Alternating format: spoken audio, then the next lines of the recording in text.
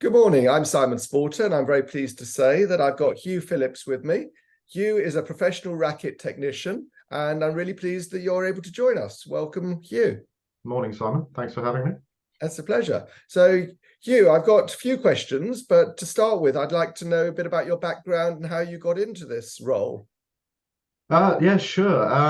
Well, basically, without giving my age away, I started stringing at the age of 18, largely because I was snapping so many strings playing tournaments. I was costing my parents a small fortune in re-strings, and they heavily influenced me, saying you would like a stringing machine and learn how to string your own rackets for your 18th birthday, wouldn't you? So that's how I started. Learned from someone at my club at that particular time, um, and then sort of went to university. Strung my own rackets there. Made a little bit of extra cash stringing the rest of the team. Just some beer money at the time. Then around about the age of 30, I decided to take it a little bit more seriously, with the view that I would like to sort of pursue tournament stringing if I could. So I looked into obtaining some qualifications to basically, at that point, reassure myself that I knew what I was doing and I was doing it correctly, and then also to get qualified and be able to say I was qualified. So I undertook some exams, took some qualifications, worked my way up through the different exams, different qualifications, and then was lucky enough a few years after that, with a bit more experience, started stringing at tournaments. Working for, I think, my first tournament, I firstly started looking after the Boodles Wimbledon warm-up event at Stoke Park. Did that for a couple of years, and then was asked, joined the Babolat stringing team at the time, working at Nottingham, and then in 2016 I got my first call up to work in the Wimbledon stringing team. So I've been doing that now probably for the best part the last 10 years, stringing at tournaments. And I also run my own business there, separately with obviously stringing non-professional players' rackets as well, and also one of my passions with it is customizing rackets, so matching rackets, changing player specs, tuning rackets to players' needs, and providing the whole package in terms of stringing. So yes, that's a Great. very brief run through of my Thank you very much. stringing side of things. Yeah. I think a lot of the people who we're going to have watching our video here are probably club players. There may be some really good competitive players as well. So sort of consider with the answers that we're not necessarily talking to professionals in every case, but we may get one or two. You never know. So does it actually make a difference what kind of string you do use when you're playing tennis, say at your club? Yes, absolutely. I mean, just because you're not playing, against Roger Federer in a final of Grand Slam, doesn't mean you can't see the benefit of having, good quality stringing and different types of strings. So there are different types of strings out there. There's the one everybody knows, synthetic gut, that's been around for donkey's years, which is a sort of, nothing wrong with it, but it's more of basic entry level. It covers most bases for most people type of string. Then you have a multi-filament, very generally speaking, a multi-filament string, which is the easiest way to describe it, is probably a sort of cheaper natural gut. It's a man-made string. It's essentially lots of filaments woven together, hence the name, which is why they're the sort of strings you see that as they wear out, they start to fray, and then they come undone essentially, and then they'll snap. But they're a nice string in terms of they'll give you lots of comfort, lots of power. They'll help if lots of feel as well, and they will help if you've got sort of sore joints and tennis elbow, things like that. And then you have in more recent years the advent of polyester strings, which is what a lot of the pros will use, either in a full bed of all one string, or in a hybrid with something else. The big benefit of polyester strings is they impart more more spin on the ball. They don't have such a great shelf life. They lose their tension more quickly, which is fine if you're a pro and you get it restrung every day. But for the regular club player, that's something to bear in mind, that that they don't, even though they won't necessarily snap, they will go past their best more quickly than a multi-filament, for example.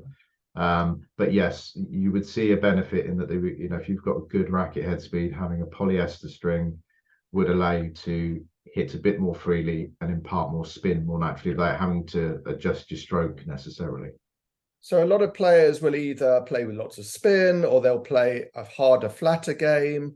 Yeah. How should they really choose a string? Should they choose it based on how long the string is going to last, or should they choose it to help them from a physical perspective, like you just talked about? Or is it just what type of play they are? Well, first and foremost, it's probably what sort of player they are. If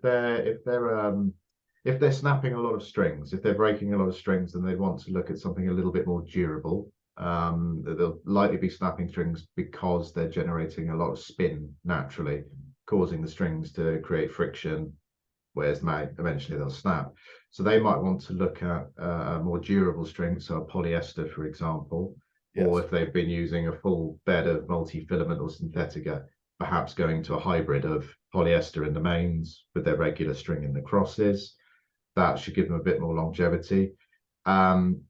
If they're not particularly a string breaker and they're not generating necessarily lots of spin, then a good multi-filament would be good, because that'll give them plenty of feel. That will give them a decent amount of power, and will still give you access to spin. It's not like spin drops off the radar. It will still get spin that way.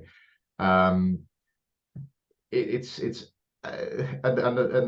they're looking, if someone's nursing an injury, or has a recurring injury such as tennis elbow, or first and foremost, the important thing there is to have rest and a break, and let it try and recover. But if you're still playing, the best the best string to sort of help with arm injuries or something is natural gut. Right. Just because it has good shock absorption qualities. There's plenty of feel. No, it's not the most durable string out there, but there's nothing like it in terms of comfort and helping the arm. And if you're going to use the natural gut, you've just got to make sure that you look after it a bit better and make sure it's dry. And yes, it does. Well, it's not as bad as it was in the old days, because it's now coated. It now has a coating. So yeah, but you're right. People do ask me what's good strings for playing in the wet. My answer is generally, we're not supposed to play tennis in the wet. No string is great. Because the balls fluff up. As we all know, we've all done it. The balls fluff up. They become heavy. It's like hitting those miniature footballs instead of tennis balls. No string is good in that situation. Natural gut will absorb the water and will perish more quickly in those kind of conditions, but not like it used to. It's a little. No, it's not going to still. It's going to struggle compared to a polyester, but it will expel the water unless it's snapped. It will, even though it might suck it in, it will expel it. But my advice would be, there's no real reason to play in the rain. No string is going to benefit from that. And with the strings, I know I break my strings probably 4 times a year, depending how much I'm playing. I'm told that you should have a restring every so often, because otherwise you are more susceptible to injury, and those strings are not going to last as long. So would you agree? Is it a couple of times a year minimum? The general rule of thumb, that's a good point. The general rule of thumb, if you play 3 times a week, you should look to get your racket strung 3 times a year, regardless of whether it's snapped. The reason being, as I've alluded to earlier, strings are all about their elasticity.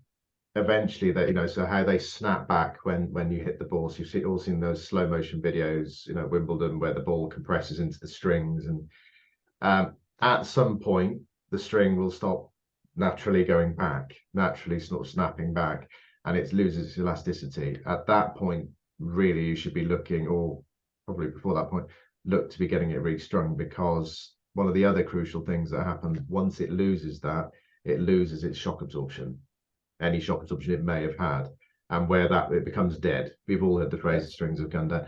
When they're in that situation, the shock of hitting the ball is going to get transmitted into the arm, because it's not being absorbed by the racket or the strings. So yeah, the general rule of thumb is to, if you're playing 3 times a week, get your racket, look to get it restrung 3 times a year. Okay, and there's a lot of talk about string patterns. Does it make a big difference? Is it something we should really be overly concerning ourselves? No, it does make a difference. There have been lots of weird and wonderful string patterns over recent years. You know, Wilson brought out spin rackets, which had very, very open string patterns to give you more spin without having to change your stroke. Basically the most common string patterns are either a 16 by 19 or an 18 by 20. The more dense the string bed, so like an 18-20, the flatter the trajectory of the ball will come off the racket. So it'll be a flatter hit, less spin. The upside of that is, 1, lots of control. The ball goes exactly where you're aiming it. 2, the strings will move less, so the string bed will be more durable. The 16-19, the downside then will be you have to work harder to generate any form of topspin or slice. Not that it won't do that, but you have to put a bit more effort in. A 16 by 19, which has become very popular in recent years with a lot of the manufacturers and a lot of the players now using it, is a more open pattern, designed to give more access to spin, but without sacrificing too much in terms of control. So you'll find a lot of many of the 16-19s will be quite dense in the middle. The strings will be quite, and that's so that, you know, when you hit in the middle, you're getting the access to spin, but it's not going to balloon off, yes, everywhere. Disadvantage of that is obviously the more open the string pattern, the more the strings move. When they generate the spin, the less durable the string is going to be. But what it also do is give a higher trajectory over the net. So it's arguably a bit easier to use for someone newer to the game, learning the game, because they'll have a little bit of help, a bit like golf, you know, a bit of extra loft getting the ball in the air. You get a bit more, you know, height over the net, a bit more margin for error with the 16-19. Yes. Okay, and finally, with a string, is most expensive best? Is brand best? Or is it the right string for the right person? A bit of the last two. So what I would always recommend is go for a reputable brand. So a Babolat, Luxlon, Wilson, you know, the major brands make good strings. Head make good strings. There's several others as well. Avoid buying cheap strings on eBay, because they may talk a good game, but they may be that, you know, you don't know necessarily what you're getting. In terms of price, not necessarily. It's personal preference. So, you know, there's lots of very expensive strings out there. The most expensive restring generally is a natural gut restring.